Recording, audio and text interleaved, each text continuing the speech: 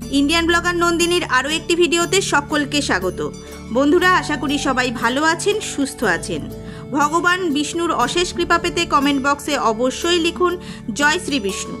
আজকের পর্বের বিষয় হলো দোল পূর্ণিমায় সত্যনারায়ণ পূজা পদ্ধতি। বাড়িতে কিভাবে সহজ সরলভাবে সত্যনারায়ণ পূজা করবেন, সিন্নি কিভাবে বানাবেন, ফর্দ এবং মন্ত্র উপকরণ সত্যনারায়ণ পূজার, এবং এর সাথে আরও জানবো সত্যনারায়ণ পূজা করুন সঠিক সময়ের মধ্যে।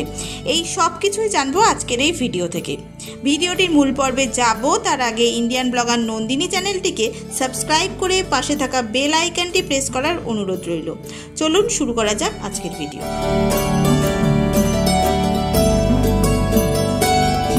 চলুন বন্ধুরা, প্রথমেই আমরা জেনে নিই শ্রী শ্রী সত্যনারায়ণ পূজার উপকরণ সামগ্রী বা ফর্দমালা।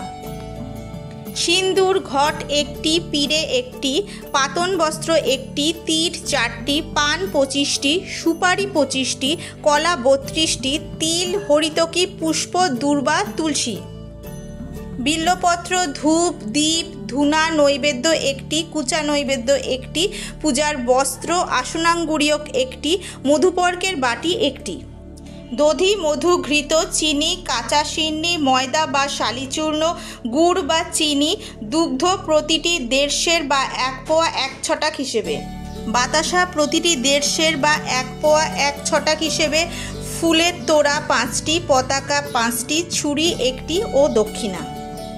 এমন অনেকেই আছেন যাদের গৃহে প্রতি মাসেই সত্যনারায়ণ পূজা হয়ে থাকে। সামনেই আসছে পবিত্র দোল পূর্ণিমা।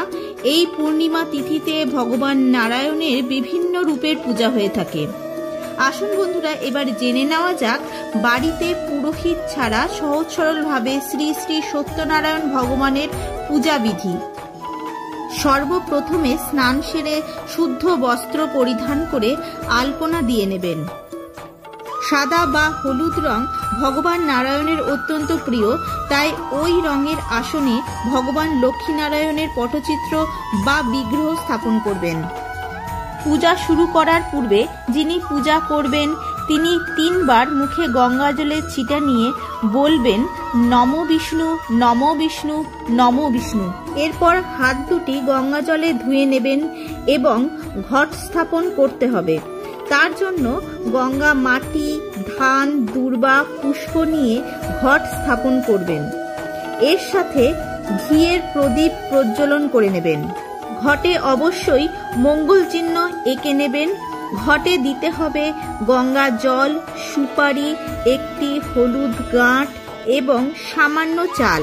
এরপর বিজোড় আম্রপল্লবে সিঁদুর দিয়ে ঘটের ওপর স্থাপন করবেন এবং এর ওপরে দেবেন একটি পান পাতা, এটিতেও সিঁদুরের ফোঁটা দিয়ে নেবেন। এবার এর ওপরে কলা বা শশীষ ডাব বা নারকেল যে কোনো একটি নিয়ে সিঁদুরের ফোঁটা দিয়ে ঘটের ওপর স্থাপন করবেন। এর ওপর দিয়ে একটি ঘটাচ্ছাদন দিতে হবে সাদা বা হলুদ রঙের। চাঁদমালা ও চন্দন সহযোগে পুষ্প দেবেন তার ওপরে এবং এরপর হাত জোর করে বলুন নম অপবিত্র পবিত্র বা সর্বাবস্থাং গতোপি বা যৎসরেত পুণ্ডরীকাক্ষং সবাহ্যং অভ্যন্তর সূচি নমঃসূচি নমঃসূচি নমঃসূচি। সাদা চন্দন দিয়ে নারায়ণের কপালে তিলক করে বলবেন নমঃ নারায়ণ নমঃ, নমঃ নারায়ণ নমঃ, নমঃ নারায়ণ নমঃ। এবার চন্দন সহযোগে মালা নারায়ণকে অর্পণ করতে হবে। এবার ভগবান গণেশের উদ্দেশ্যে পুষ্প, চন্দন, দূর্বা সহযোগে ঘটে পুষ্প অর্পণ করুন এবং বলুন এতে গন্ধা পুষ্পে ওং গং গণেশায় নমঃ। এবার চন্দন, পুষ্প ও দূর্বার সহযোগে পঞ্চদেবতার উদ্দেশ্যে ঘটে পুষ্প অর্পণ করুন।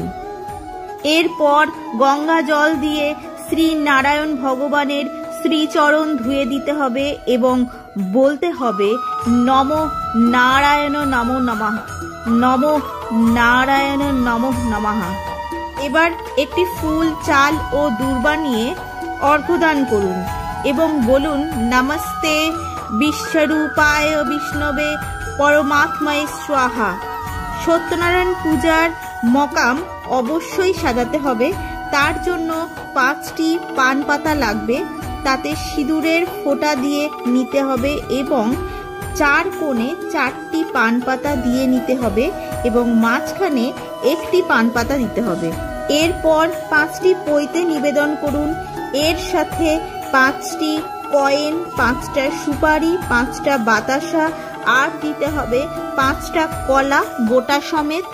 এরপর চন্দন সহযোগে বোটা বিশিষ্ট তুলসী পাতা নারায়ণের শ্রীচরণে অর্পণ করতে হবে এবং মন্ত্র বলতে হবে, নমস্তে বিশ্বরূপায় বিষ্ণবে পরমাত্ময়ে স্বাহা, নমো নারায়ণ নমো নমঃ, নমো নারায়ণ নমো নমঃ, নমো নারায়ণ নমো নমঃ।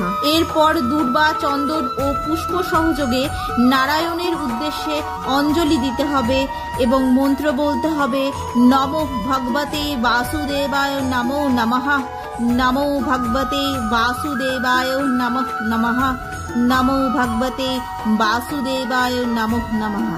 দোল পূর্ণিমায় ভগবান নারায়ণের উদ্দেশ্যে অবশ্যই আবির রাখতে হবে। একটু আবির নিয়ে ভগবান নারায়ণের উদ্দেশ্যে অর্পণ করতে হবে। নারায়ণের উদ্দেশ্যে ভোগ নিবেদন করার পূর্বে পঞ্চদেবতার উদ্দেশ্যে ভোগ নিবেদন করতে হবে। পঞ্চদেবতার উদ্দেশ্যে নৈবেদ্য সাজাবেন। আতপ চাল, বাতাসা, কলা নিয়ে নৈবেদ্য সাজিয়ে অর্পণ করবেন। এবার ভগবান নারায়ণকে সিন্নি অর্পণ করুন। সিন্নির উপকরণগুলো কি কি সেগুলি আসুন জেনে নিই। সিন্নির উপকরণ হলো আটা, গুড়, বাতাসা, কলা, খোয়া ক্ষীর, ঘি, কর্পূর, সন্দেশ ও দুধ। এবার অর্পণ করুন মিষ্টান্ন এবং গোটা ফল ও জল। ভোগের ওপর অবশ্যই দেবেন 1টি করে তুলসী পাতা। এবার পঞ্চপ্রদীপ জ্বালিয়ে ঠাকুরের উদ্দেশ্যে আরতি করুন। আজকের ভিডিওটি আপাতত এই পর্যন্তই। ভালো লাগলে লাইক, কমেন্ট এবং শেয়ার করে দেবেন। সবাই খুব ভালো থাকবেন, সুস্থ থাকবেন। দেখা হচ্ছে আবার পরবর্তী ভিডিওতে।